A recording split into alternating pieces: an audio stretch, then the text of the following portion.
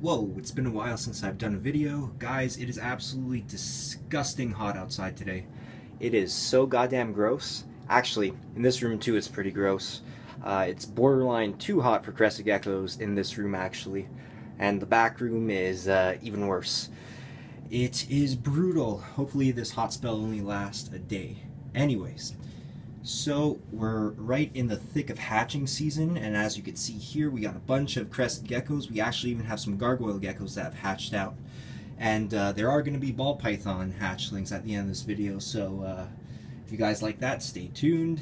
Bear with me for the crested gecko part. Actually, some of you may not even like the ball pythons and may look more forward to this. To each their own, I guess. Anyways, so we got a bunch of crested geckos here. We had our first two of the year that are somewhere in this cage here. And then I'm gonna put the gargoyles all the way at the top there. Because if you guys have ever hatched gargoyle geckos, you know that even gargoyles together on their own will sometimes attack and try to eat each other. So imagine keeping them with crested geckos. Crested geckos, usually we don't have any sort of problem keeping them together, even if they're all different mixed sizes. I mean, obviously we're not going to put the babies with the adults, but once we throw the babies in here, even if they're a couple months apart, like 3 months, generally there won't be any problems. Same was true when we had our crested gecko, Chihuahua geckos. We actually had 8 of those, and somebody bought all 8 of them. Anyways, on to the babies. I'm gonna have to be pretty quick here because these guys like to fly when they're young, or I should say when they're fresh born. So let's see. Yep. Alright, here's a better idea. There you go. And you go that way. And you're coming out here. Sorry guys for the Cloverfield style of filming here.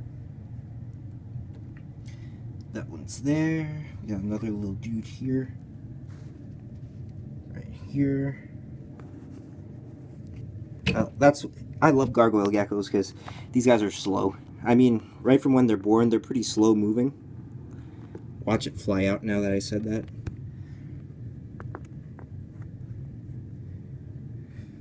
Look at this dude, he's trying to come back in.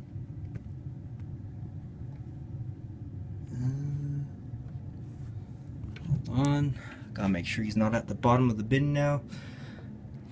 Okay, he's good. So let's take a look at some of them. So that one has some nice cream on it, partial pin going down the back. That one down there is more or less a normal-ish looking one. Actually, that might have some pinning to it also. We have about 17 adults, so these guys will look all completely different from one another. And most of them went right to the back of the cage, which is normal. So let's close these guys up and have a little look at the gargoyle geckos. See, these two are cool. They haven't moved. So our animals are actually all striped. We have a orange stripe trio, and you guys can see that even though both the parents are orange stripe, we did get a blotched baby. So generally all our gargoyle geckos end up looking super awesome as they get older. You guys that are on the Facebook page probably already know that. Most of our sales come through our Facebook page. And yeah, I mean, look at these guys already. You could see that red stripe down its back, and it hasn't even had its first shed. And this little orange blotched also has those orange markings coming out. So I'm just going to leave these guys in there, and I'm going to actually set them up on one of the top cages. Right here you guys can see the cage. Has a plant there, the Mist King to spray them. This is kind of soaked just because they haven't had their first shed yet. But once they have their first shed, I'll swap that out and put something else in there. But generally speaking, for the little guys, we use paper towels because we don't want any risk of impaction. Alright, so let's get to the ball pythons now.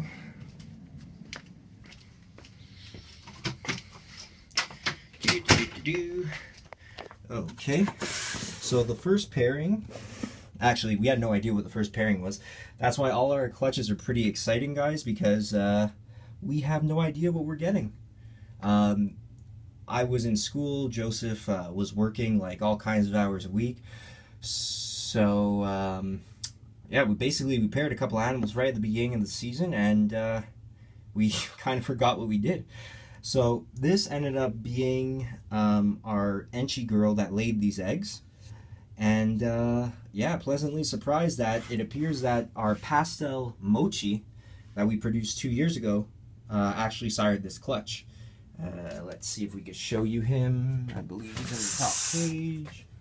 Nope, that's the Puma. He would be right here. So this is the male. This is the male of the clutch, the pastel mochi.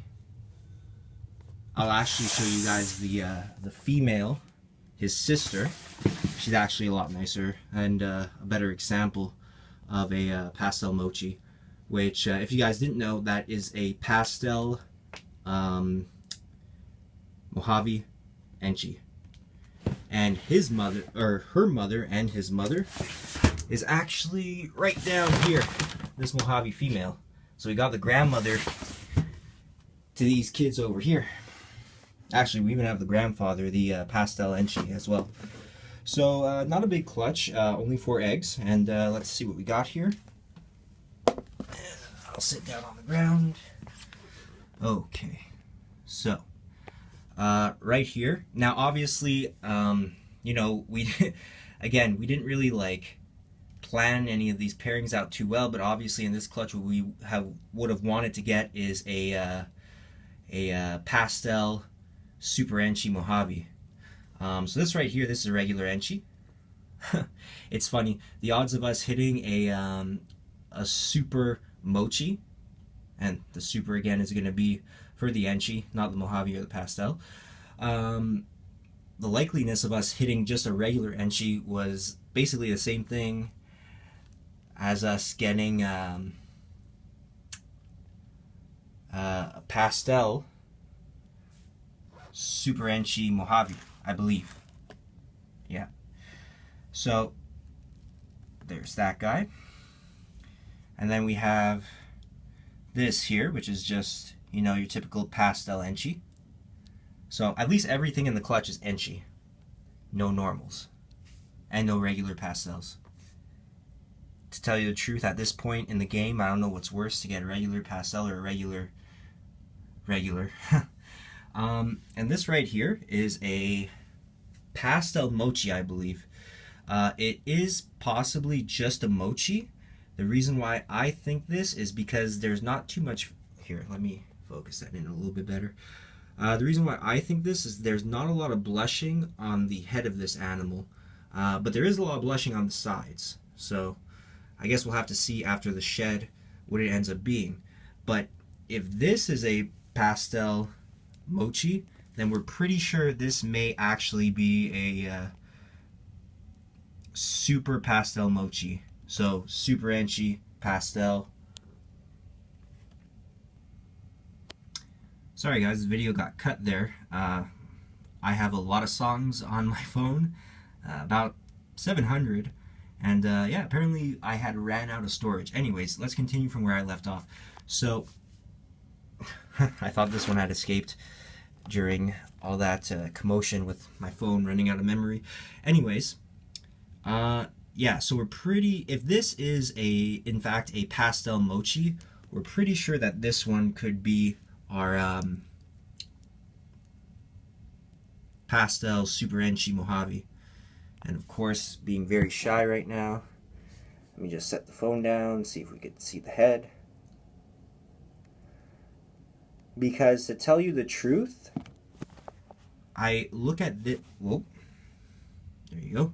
I look at this animal and I checked my my Twitter for the picture that I had posted of the female pastel mochi from 2 years ago. And this snake is a lot brighter, has a lot more blushing. And the pattern, I guess, is kind of reduced. So we'll have to see whether or not this ends up being the pastel Super Enchi Mojave. And I guess just for fun, we'll take a look at the sexes of these.